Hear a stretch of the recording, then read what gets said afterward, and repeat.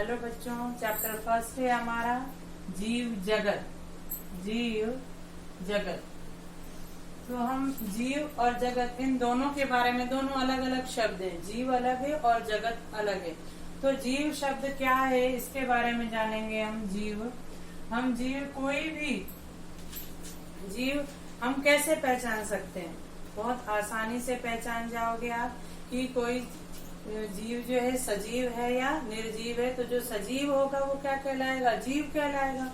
तो जो सजीव होगा वो क्या कहलाएगा? जीव कहलाएगा।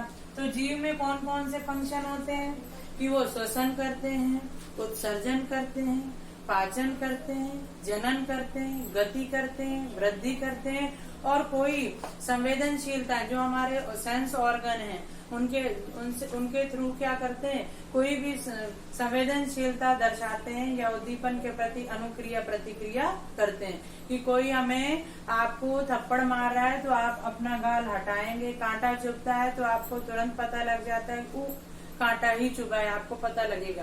कांच लग जाता है, खून निकल रहा है या कोई सामने से जानवर आ रहा है तो हम भागेंगे, अपने आप को बचाइए। ये होती है संवेदनशीलता की हम अनुक्रिया प्रतिक्रिया दर्शाते हैं। डॉक्टर इंजेक्शन लगाता है तो सुई पास में आती है तब हम क्या प्रतिक्रिया करते हैं, तो वो संवेदनशीलता है।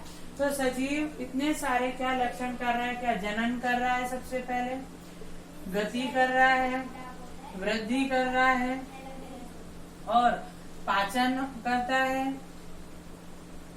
उत्सर्जन करता है, संवेदनशील होता है,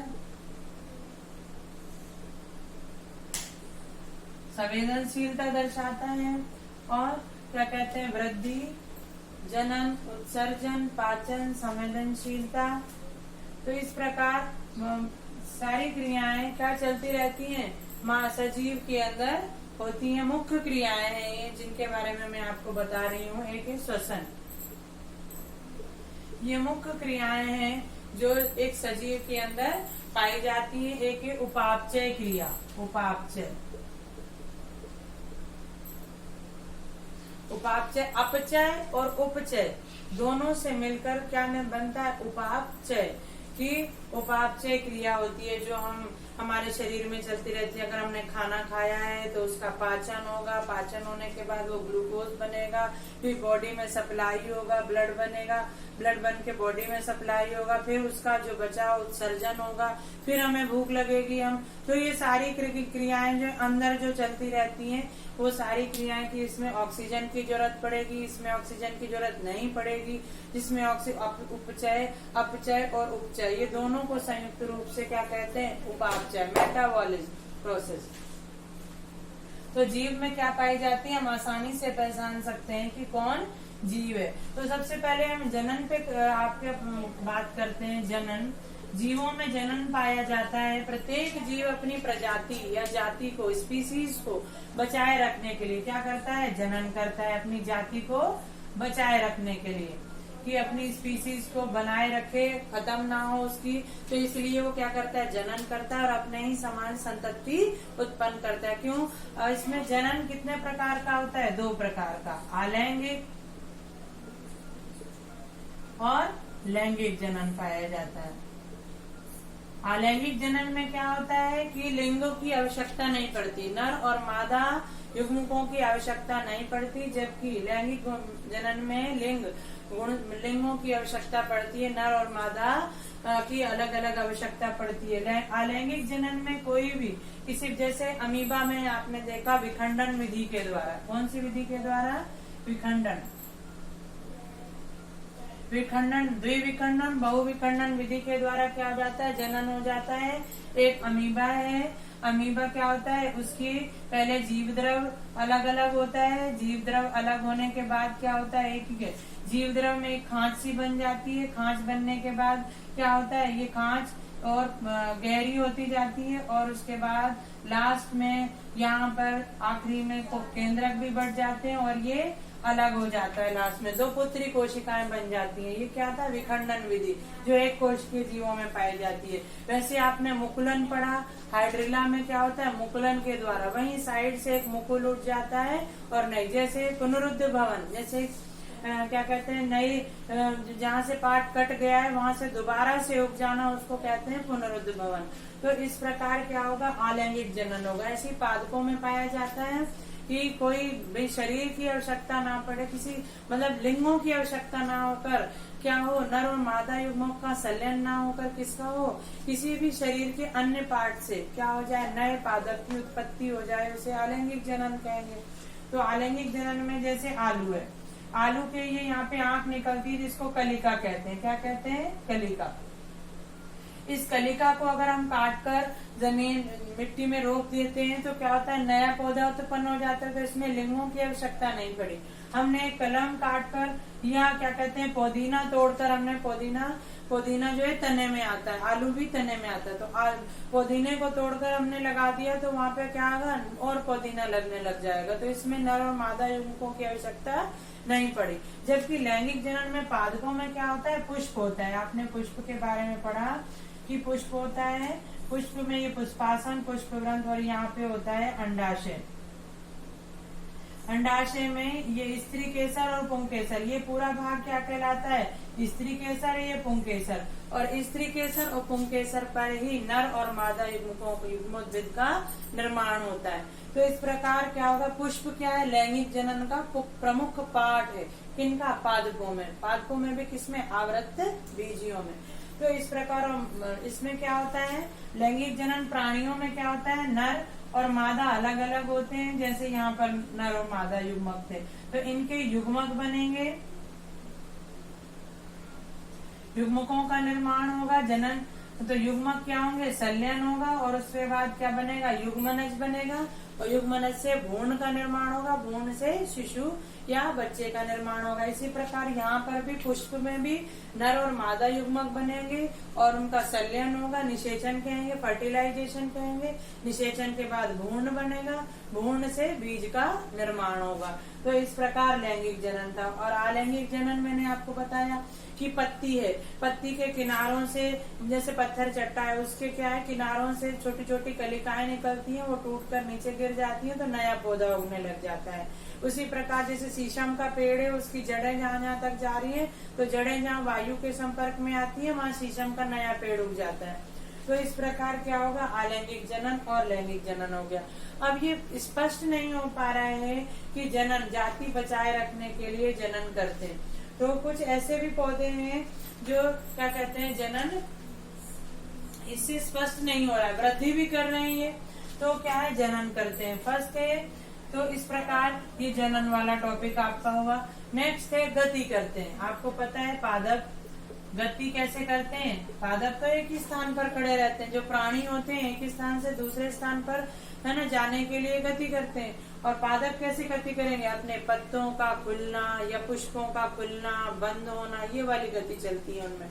तो इस प्रकार गति एक, या गमन, तो इस प्रकार गमन भी क्या है, या गति क्या है, सजीवों का मुख्य गुण है। तो उस पर नेक्स्ट आता है वृद्धि। वृद्धि को आप ध्यान से देखिएगा, वृद्धि क्या होती है, मात्रात्मक होती है। मात्रात्मक होती है, मीन्स इसको मापा जा सकता है, इसको मापा जा सकता है, और इसका वेट किया, भार, है ना, मापा जा सकता है, भार किया जा सकता है, लंबाई चौड़ाई मापी जा सकती है इसकी, मीन्स मापने में, और भार मीन्स वजन इसका माप सकते हैं, भार किया जा सकता है। तो वृद्धि कैसी होती है, मात्रात्मक होती है, और ये दिखाई देती है। तो यहाँ पर वृद्धि पादपों में जो हो रही है, वो वृद्धि जो हो रही है वो दिखाई देगी, मात्रात्मक की, पौधा कितना बड़ा हुआ, कितना, तो वृद्धि। उसके बाद मानवों की परिप्रेक्ष्य, जिसकी वृद्धि निरंतर चलती रहती है पादपों में। कुछ पादपों में 1 वर्षीय होते हैं, कुछ बहुवर्षीय होते हैं, कुछ 6 माही होते हैं, अलग अलग पादपों की होती है आयु। तो यहाँ पर भी आयु से वृद्धि हमारे मानव की, जैसे हर प्राणी की, मानव की आयु कितनी है, निश्चित है। देखो वृद्धि, मानव की वृद्धि 21 साल के बाद रुक जाती है। जैसे ही शिशु का जन्म होगा, शैशवावस्था आएगी, उसमें वृद्धि होगी, फिर बाल्यावस्था में वृद्धि होती जाएगी, फिर किशोरावस्था, फिर युवावस्था, और लास्ट में 21 साल की, 21 वर्ष की उम्र में क्या होगा, की वृद्धि रुक जाएगी, शारीरिक वृद्धि रुक जाएगी जो हमें दिखाई दे रही है। बाकी जो हमारी कोशिकाएं टूटती फूटती है या घाव हो जाते हैं वो भर रहे हैं, कोशिकाएं तो बन रही हैं, बिगड़ रही हैं, ब्लड भी बनता है और फिर उनकी कोशिकाएं, आरबीसी की कोशिकाएं नष्ट होती हैं, फिर नई बनने लग जाती हैं। तो कोशिकाओं का बनना बिगड़ना तो चलता रहेगा, जो वृद्धि हमें दिखाई दे रही है वो क्या होगी, रुक जाएगी। तो इससे ये नहीं कह सकते कि जीव क्या है कि वृद्धि जो है दिखाई देती है और हमें स्पष्ट रूप से वृद्धि रुक रही है। तो इस प्रकार पाचन खाना खाया है, भोजन किया है, चाहे पादप ग्रहण करें, जल खनिज पदार्थ अवशोषण करेंगे तो वृद्धि करेंगे, उत्सर्जन भी करेंगे, मानव भी या अन्य प्राणी भी। उसके बाद आता है श्वसन वायु में जो जीव जो होंगे, पादप जो होंगे वो भी श्वसन करते हैं, ऑक्सीजन दिन के समय कार्बन डाइऑक्साइड ग्रहण करते हैं, ऑक्सीजन छोड़ते हैं, रात के समय कार्बन डाइऑक्साइड छोड़ते हैं और ऑक्सीजन प्राणियों की तरह लेते हैं। उसी प्रकार उनमें उत्सर्जन, उपापचय क्रिया भी पाई जाती है, प्रत्येक जीव में उपापचय क्रिया पाई जाएगी, ये मुख्य घटक है। मगर वृद्धि जो है इसको नहीं कह सकते, क्योंकि वृद्धि क्या होती है, रुक जाती है ना। तो ये नहीं कह सकते ये सजीवता का एक गुण है। तो इस प्रकार यहाँ पे जनन भी मैं नहीं कह सकती कि सजीवता का गुण है, क्योंकि खच्चर जो होता है वो जनन नहीं करता और जो किन्नर होते हैं वो भी जनन नहीं करते, अपनी जाति को नहीं बचा सकते। जो खच्चर होते हैं, किन्नर, ये क्या है, अपनी जाति को नहीं बचा सकते, ये जनन नहीं कर सकते, इसलिए जनन को नहीं कह सकते कि सजीवता का मुख्य गुण है और वृद्धि को भी नहीं कह सकते कि सजीवता का मुख्य गुण है, क्योंकि वृद्धि एक सीमा तक होती है, उसके बाद रुक जाती है, फिर कोशिकाओं का बनना और बिगड़ना चलता रहता है। तो इस प्रकार जनन और वृद्धि को मैंने आपको स्पष्ट किया है कि ये सजीवता के मुख्य गुण नहीं है। मुख्य गुण क्या है, एक तो गति भी मैंने आपको बताया कि पादप चलते नहीं है, एक ही जगह स्थिर रहते हैं, मगर उनके पुष्पों का खुलना और बंद होना ये एक प्रकार की गति है। पत्तियों का हिलना या पत्तियों का नया आना ये क्या है, एक प्रकार की गति है। तो पाचन मैंने आपका उपापचय क्रिया जो हो रही है, अपचयन और उपचयन, लगातार पादपों के अंदर जो ग्लूकोज बन रहा है, वृद्धि कर रहे हैं, ऑक्सीजन जा रहा है, कार्बन डाइऑक्साइड, ये लगातार निरंतर होती रहती है। तो क्या है, उपापचय क्रिया, श्वसन, उत्सर्जन, पाचन और संवेदनशीलता। प्रत्येक पादप आपने छुई मुई देखी होगी, अनुक्रिया करेगी, हाथ लगाएंगे तो पत्ते सिकुड़ जाएंगे। तो इस प्रकार संवेदनशीलता, गर्मी, ये नहीं कि किसी के हाथ लगाने से, देखो गर्मियों के दिन होते हैं तो पादप संवेदनशील हो जाते हैं, ज्यादा वाष्पीकरण होता है, उनकी जो जल होता है ज्यादा मात्रा में वाष्पीकृत होकर बाहर निकल जाता है। तो तापमान के प्रति क्या है, संवेदनशील है, प्रतिक्रिया कर रहे हैं, जल ज्यादा मात्रा में बाहर जा रहा है। बसंत ऋतु आती है, फूलने लग जाते हैं, तो वायुमंडल में जो प्राकृतिक परिवर्तन होते रहते हैं उनके प्रति पादप क्या करते हैं, अनुक्रिया करते हैं। एक ध्रुवों की तरफ पाए जाने वाले पादप या जीव, एक क्या कहते हैं मकर रेखा की तरफ पाए जाने वाले या मध्य में पाए जाने वाले, इसे हम भारत के परिप्रेक्ष्य में बात करते हैं। हिमालय में पाए जाने वाले पादप और प्राणियों को आप ध्यान कीजिए, पूर्व में पाए जाने वाले पादप और प्राणियों को ध्यान कीजिए। मणिपुर, नागालैंड के व्यक्ति कैसे होते हैं, है ना, उनकी शरीर की बनावट, उनके बाल। एक उत्तर भारत में रहने वाले प्राणियों या मानवों की या पादपों की अलग अलग किस्में, कि उत्तर भारत में कौन सा पादप पाया जाएगा, दक्षिण में कौन सा पाया जाएगा, दक्षिण में मुख्य रूप से कौन से पाए जाते हैं कि उनकी जलवायु को एक्सेप्ट कर सके, हर प्रकार की जलवायु। फिर पश्चिम हमारे राजस्थान में थार मरुस्थल है, वहाँ पे पाए जाने वाले पादप और वहाँ के प्राणी कैसे। एक ऊंट को हम जम्मू कश्मीर के बर्फीले इलाके में ले जाएं, एक पोलर पे जो भालू है वहाँ का, वो वहाँ रह सकता है, यॉक वहाँ पे रह सकता है, हमारा ऊंट वहाँ पे नहीं रह सकता।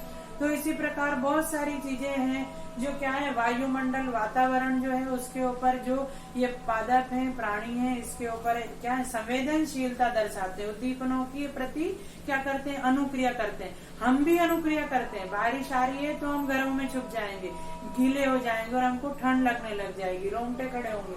गर्मी लगेगी तो बहुत सारे पसीने आएंगे और हम कूलर की तरफ भागेंगे, एसी की तरफ भागेंगे। तो ठंड लगेगी तो गर्म कपड़े पहनने लग जाएंगे, स्वेटर वगैरह डालेंगे। अनुक्रिया कर रहे हैं, हम अपने आप को वातावरण के अंदर समायोजित करने का प्रयास करते हैं। ऐसे ही पादप भी करते हैं और अन्य प्राणी भी वातावरण के साथ अपना समायोजन स्थापित करते हैं और अनुक्रिया प्रतिक्रिया करते हैं, इसलिए उनको कहते हैं संवेदनशील। तो इस प्रकार हमने जीव क्या है आपको समझ में आ गया होगा। जीव क्या है? अपनी स्वयं की प्रतिलिपियां। प्रतिलिपियां क्या होता है? फोटोकॉपी। अपनी फोटोकॉपी कब बनाएंगे? जब जनन करेंगे, संतति उत्पन्न करेंगे। चाहे एक कोशिकीय जीव हो चाहे बहुकोशिकीय जीव हो। एक कोशिकीय मैंने बताया अलैंगिक विधि के द्वारा करते हैं, जैसे विखंडन, मुकुलन, पुनरुद्भवन। तो इस प्रकार जनन करेंगे। पादप भी करेंगे। पादप मैंने बताया लैंगिक जनन कायिक रूप से करेंगे। कायिक रूप से कैसे करेंगे? तनों के द्वारा, जड़ों के द्वारा, पत्तियों के द्वारा, ठीक है, जननांगों के द्वारा कायिक जनन करेंगे अलैंगिक। और जनन लैंगिक जनन कैसे करेंगे? नर और मादा के संयुग्मन से, नर और मादा के युग्मकों के संयुग्मन से, जो संलयन से निषेचन के फलस्वरूप इनसे संतति उत्पन्न होगी। तो प्रत्येक प्राणी जो है अपनी प्रतिलिपियां मीन्स स्व प्रतिकृति, अपनी फोटो कॉपियां स्वयं बनाता है। अपनी जाति को बचाए रखने के लिए क्या करता है? जनन करता है। नेक्स्ट है जनन करने के साथ साथ इनमें क्या होंगे? अनुवांशिक जो गुण होंगे सब में कैसे जाएंगे? बराबर जाएंगे। सभी संततियों में जो अलैंगिक जनन से करेंगे उनमें समान रूप से, आपको पता है अलैंगिक रूप में 2 अलैंगिक जनन जो करते हैं उनमें समसूत्री विभाजन होता है। तो वो 2 पुत्री कोशिकाओं का 2 एक समान जीव उत्पन्न होंगे, जबकि अर्धसूत्री में 4 पुत्री कोशिकाएं होती हैं। तो उस प्रकार वो जनन करेंगे। तो यहाँ पे क्या है? स्व प्रतिलिपियां और पारस्परिक स्वनियमनकारी होते हैं, अपने आप नियम बनाने वाले होते हैं। जो जीव होते हैं अपने आप का जो वातावरण के साथ सामंजस्य स्थापित करेंगे, स्वयं अपने जीवन के क्या बनाएंगे? स्वयं पारस्परिक क्रियाशीलता का तंत्र बनाएंगे। जिस तंत्र में वो रह रहे हैं उसके साथ सामंजस्य स्थापित करेंगे। जो बाह्य उद्दीपनों के प्रति क्या करेगा? अनुक्रिया की क्षमता को रखते हैं। इस प्रकार जीव से आपको मैंने परिचित करा दिया। अब आती है जगत की बारी। जगत मीन्स संसार। संसार में जीव पाए जाएंगे, मैंने वो बता दिया कि पूरे संसार, पूरी पृथ्वी पर पाए जाने वाले जीव अपने आप को क्या उस वायुमंडल जिसमें वो पाए जाएंगे, जिस परिस्थितियों में वो पाए जाएंगे, अपने आप को उसमें क्या कर लेंगे? समायोजित करेंगे, समन्वय बना लेंगे कि मुझे इस वातावरण में ऐसे रहना। जैसे हमारे इंडिया में क्या है, भारत में ऋतुएं आती हैं, शरद ऋतु, बसंत ऋतु, ग्रीष्म ऋतु, शीत ऋतु। तो हमने उसके हिसाब से अपने आप को, और हमारे प्राणियों ने भी जो यहाँ पे पाए जा रहे हैं भारत में, उन्होंने भी अपने उस वातावरण के अनुसार अपने आप को ढाला है, सामंजस्य स्थापित किया, उद्दीपनों के प्रति अनुक्रिया की है और अपनी संतति को भी लगातार उत्पन्न कर रहे हैं। अब टॉपिक आता है जीव जगत में विविधता। क्या है जीव जगत में? मैंने आपको इंट्रोडक्शन में भी बताया था कि विविधता एक सूक्ष्म जीव अमीबा से लेकर एक कोशिकीय अमीबा, अभी वायरस चल रहा है कोरोना वायरस, जो अमीबा है वो एक कोशिकीय, और जो वो क्या है प्रोकैरियोटिक, यूकैरियोटिक आपने पढ़ा था कि प्रोकैरियोटिक में क्या आते हैं? मोनेरा जगत को रखा गया है। मोनेरा में क्या आते हैं? बैक्टीरिया आते हैं, जीवाणु आते हैं, और जीवाणुओं से भी छोटे होते हैं, 200 गुना छोटे होते हैं। मतलब एक बैक्टीरिया के अंदर, ये बैक्टीरिया है तो एक बैक्टीरिया के अंदर लगभग 200 क्या आ जाएंगे? विषाणु। एक बैक्टीरिया के 200 विषाणुओं के बराबर होता है एक बैक्टीरिया। तो इस प्रकार तो बैक्टीरिया भी बहुत सूक्ष्म है, मगर उसका प्रोकैरियोटिक में उसको नहीं रखा गया। प्रोकैरियोटिक में ओनली मोनेरा जगत को रखा गया है। जगत में भी, मोनेरा में भी कौन है? ओनली जीवाणु है। क्या है? जीवाणु। जीवाणु से लेकर हम क्या यूकैरियोटिक में प्रोटिस्टा मीन्स अमीबा, जो प्रोटिस्टा जगत है उसमें अमीबा, युग्लिना, पैरामीशियम ये आएगा। फिर हम प्रोटिस्टा के बाद पढ़ेंगे कि फंजाई आएगा, कवक फफूंद के बारे में पूरा जितने भी हैं फफूंद आप देखेंगे। अभी बारिश के मौसम पे काई जमी होगी या किन्हीं पेड़ के ऊपर वो छतरियां सी कुकुर मुत्ते से उग रहे होंगे, ये सारे क्या है? फफूंद है। या सड़ी हुई रोटी हम रख दें बंद करके कई दिनों तक तो हरी हरी है ना, वो फफूंद कहलाती है। तो वो फफूंद भी क्या है, वो भी क्या है, जीव है, जीव जगत का एक पार्ट है। और प्लांट और एनिमल तो है ही जिनसे आप परिचित हैं। तो इस प्रकार जीव जगत में इतनी विभिन्नता है कि सूक्ष्म जीव से लेकर जो माइक्रोस्कोप से दिखाई देते हैं और विशाल का एक व्हेल मछली तक की हम चर्चा कर सकते हैं। तो इसी को जीव जगत की विविधता कहते हैं, जिसमें असंख्य जीव, इतनी किस्में हैं प्रजातियों की, जीवों की प्रजातियों की, जिन्हें काउंट किया गया है लगभग 1 मिलियन। ठीक है, तो मीन्स 1,78,000 प्रजातियां या जातियां गए, इनका पता लगाया जा चुका है। इतने सारे प्राणियों की जातियां हैं कि उनको मतलब हम लोग इतनी किस्में हैं जातियों की, प्रजातियों की। आप घर से बाहर निकलिए, गमलों में आप पौधे देखेंगे, इतने सारे वैरायटी के फूल देखेंगे, फलों के इतने सारे वृक्ष देखेंगे। तो ये विविधता ही है। प्राणी में एक चींटी, मच्छर, मक्खी, मधुमक्खी और एक बिच्छू, सांप, ये सारे क्या हैं, जातियां हैं। प्राणियों की क्या है, जातियां हैं। और इनमें इतनी सारी किस्में हैं प्रजातियों की, तो इसी को ही विविधता कहेंगे। बहुत सारी किस्मों को क्या कहेंगे, या उनके प्रकारों को या संख्या को क्या कहेंगे, जैव विविधता कहेंगे। जीवों में बहुत सारी विविधताएं, भिन्नताएं किस्मों की। तो इस प्रकार जैव विविधता है। तो हमारा मेन टॉपिक आता है जीव जगत का। हमने जगत भी पढ़ लिया, जीव भी पढ़ लिया और जैव विविधता भी पढ़ लिया। अब आता है नाम पद्धति। तो मैं आपको नाम पद्धति और नामकरण कैसे हुआ, वर्गीकरण जीवों का किस प्रकार हुआ, इसके बारे में नेक्स्ट वीडियो में बताऊंगी। Thank you, have a nice day.